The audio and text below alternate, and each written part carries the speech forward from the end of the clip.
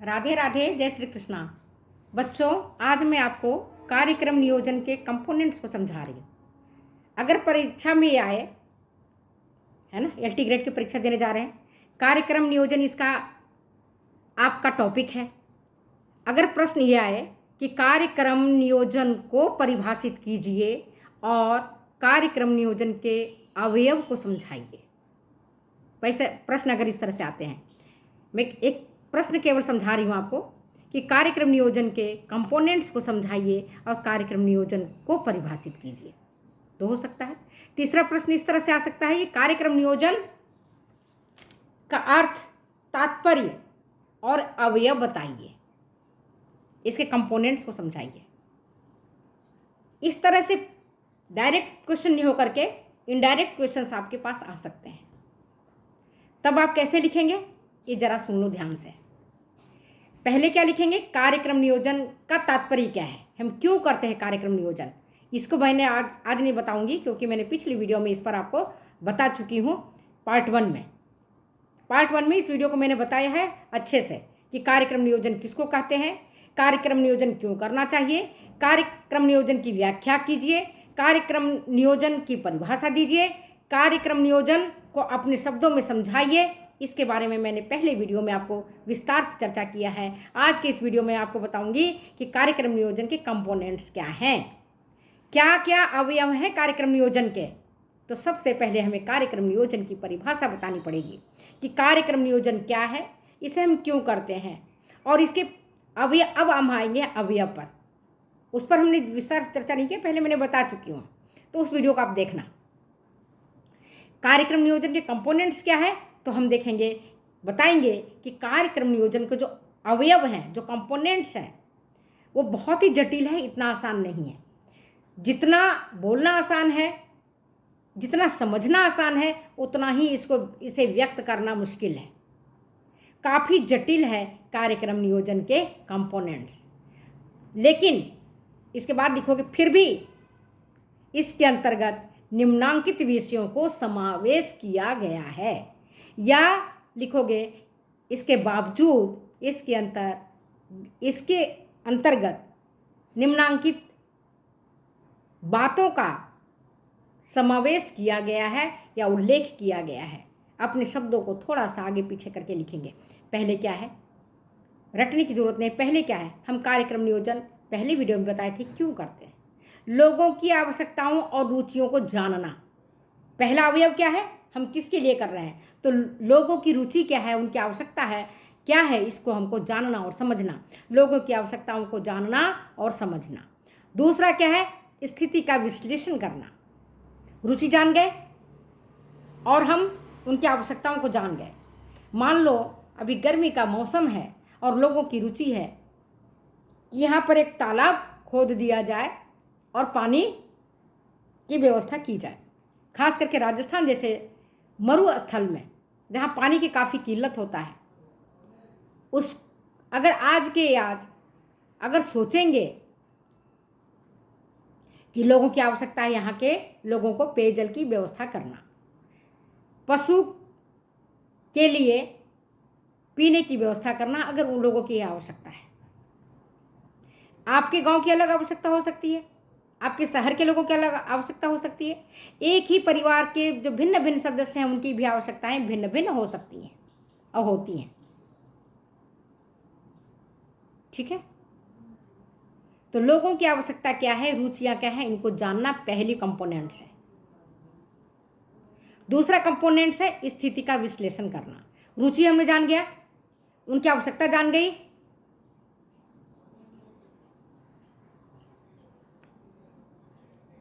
तो समझो लोगों की रुचि को हमको पता चल गया, उनकी आवश्यकता हमें पता चल गया। अब हम देखेंगे, स्थिति का विश्लेषण करेंगे कि क्या वो सही है या कुछ सही नहीं है। ये चीज़ हमें देखना बहुत ज़रूरी है, स्थिति का विश्लेषण करना। जब हम स्थिति का विश्लेषण कर लेंगे कि क्या वो जो लोगों की आवश्यकता है, उनकी जो रुचि है, क्या उस पर काम किया जा सकता है, क्या उनकी आवश्यकताओं की पूर्ति और रुचियों के आधार पर जो हमने कार्यक्रम नियोजन करना चाहा है वो हो सकता है। तो पहले हमको एनालाइज द सिचुएशन, इनकी जो स्थिति है, जो कंडीशन है, वहाँ के लोगों को जो परिवेश है, उस पर हमें विस्तार से चर्चा करना पड़ेगा। ठीक है। तीसरा क्या है, हमें करना क्या है, इस संदर्भ में हमें विस्तार से चर्चा करनी पड़ेगी। केवल चर्चा नहीं करनी पड़ेगी, स्थानीय लोगों से मिलकर के और प्रसार कार्यकर्ता से मिलकर के इस पर हमें निर्णय लेना होगा। करना क्या है, इस पर हमें ठोस निर्णय लेना होगा। केवल कागजों में हमने कर लिया तो कागजी घोड़े दौड़ाने से तो कभी भी कार्यक्रम नियोजन की ना तो सफलता हुई है और न कभी होगी। ये आपको लिखना होगा कि हमें क्या करना पड़ेगा, इस संदर्भ में ठोस निर्णय लेने पड़ेंगे और इसके बाद हमें क्रियाओं का निर्धारण करना पड़ेगा। निर्णय तो हमने ले लिया, लेकिन क्रियाओं का निर्धारण करने के लिए हमें स्थानीय लोगों से और प्रसार कार्यकर्ता से और जो भी स्पेशलिस्ट हैं, सब्जेक्ट मैटर स्पेशलिस्ट, उनसे हमें विस्तार से चर्चा करके उनकी बातों को जानना, उनकी बातों को तैयार करना, ये सारी चीज़ें हमें जाननी पड़ेगी। क्रियाओं का निर्धारण करना पड़ेगा और उसके बाद हम देखेंगे कि कौन सी शैक्षिक विधियों का हम काम में लेंगे, किन शैक्षिक विधियों को हम ज़्यादा उपयोग में लेंगे, ये हमें जानना जरूरी होगा। मैंने आपको कई सारी वीडियो में टीचिंग मेथड्स के बारे में विस्तार से चर्चा किया है कि शिक्षण विधियाँ कौन कौन सी हैं, किन किन शिक्षण विधियों को कब कब उपयोग करना चाहिए। मान लो जो महिलाएं या पुरुष अशिक्षित हैं, उनको अगर हम रिटन मटेरियल, प्रिंटेड मटेरियल देंगे तो उनके काम का नहीं होगा। उनको हम इस तरह का शिक्षण विधि का उपयोग करेंगे, ऑडियो विजुअल एड्स करके इस्तेमाल करके अगर हम करेंगे तो फ़ायदा उनको होगा, अन्यथा उनको फ़ायदा नहीं होगा। तो हमको ये देखना है कि कौन सी शिक्षण विधि का उपयोग करना होगा।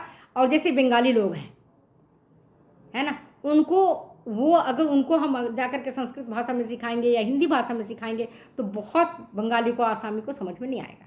जैसे अभी मैं गई थी आसाम घूमने के लिए, तो वहाँ मैंने क्या देखा, आसामी जो ठेठ महिलाएं हैं वहाँ की या पुरुष है, उसको मैं हिंदी में भी बोलती थी तो समझ नहीं पाते थे। आसामी में वो क्या बोलते थे मुझे भी समझ में नहीं आता था। बंगाली में वो क्या बोलते थे थोड़ा समझ जाती थी, लेकिन पूरा पूरा नहीं समझ पाती थी। तो हम कौन सी शिक्षण विधि का उपयोग करेंगे, क्या हम लेक्चर मेथड उपयोग करेंगे, कौन सी भाषा का इस्तेमाल करेंगे, इसको भी हमें जानना जरूरी होगा। तो क्या करना है, इसके संदर्भ में हमें निर्णय लेना है, उसके बाद क्रियाओं का निर्धारण करना है और उसके बाद शैक्षिक विधियां कौन सी उपयोग में लेंगे। मान लो राजस्थान है, राजस्थान का जैसलमेर जिला या बाड़मेर जिला या जोधपुर जिला, यहाँ पर पानी की कमी है।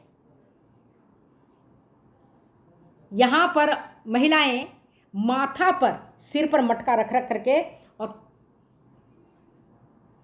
काफ़ी दूर दूर से, किलोमीटर से पानी लाती हैं गांव ग्रामीण क्षेत्रों में। अगर वैसी स्थिति में अगर यहाँ के सरकार या ये निर्धारित करे कि नहीं, या तो मत्स्य पालन करना है, मछली पालन करने का कोई प्रोजेक्ट लाए, आप जरा सोचो सफल होगा क्या? नहीं होगा, 100% नहीं होगा। जहाँ लोगों को पानी पीने के लिए, एक अपने घरेलू काम के लिए माथा पर मटका लेकर के, माथे पर गगरा लेकर के या तसला लेकर के, दूर दूर से या हाथों में बाल्टी लेकर के, छोटे छोटे बच्चे से लेकर के बड़े बूढ़े तक दूर दूर से किलोमीटर पैदल चल करके अपने घर का काम करते हैं। अगर वहाँ की सरकार या वहाँ की जनता ये कहे कि नहीं हमको तो मछली पालन करना है, मछली का पालन कैसे होगा? धान की खेती करना है, कैसे होगा जहाँ पानी ही नहीं है? अगर सेम चीज़ आसाम के क्षेत्र में किया जाए, मजोली में किया जाए मत्स्य पालन का काम,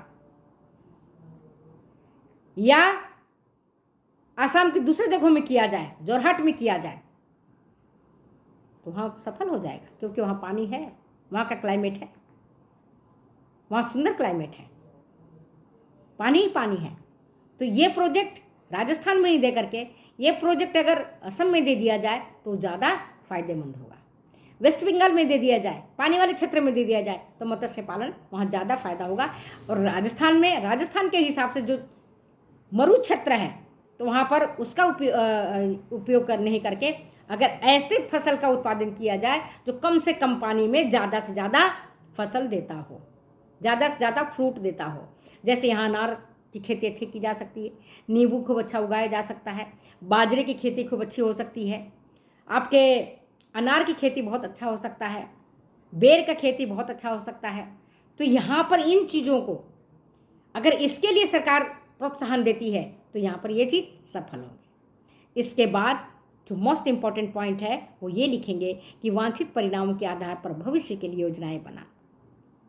अभी मैंने बता दिया कि अगर परिणाम आपका अच्छा है तब भविष्य के लिए योजना बनाइए, परिणाम अच्छा नहीं है तो भविष्य के लिए योजनाएं मत ही बनाइए।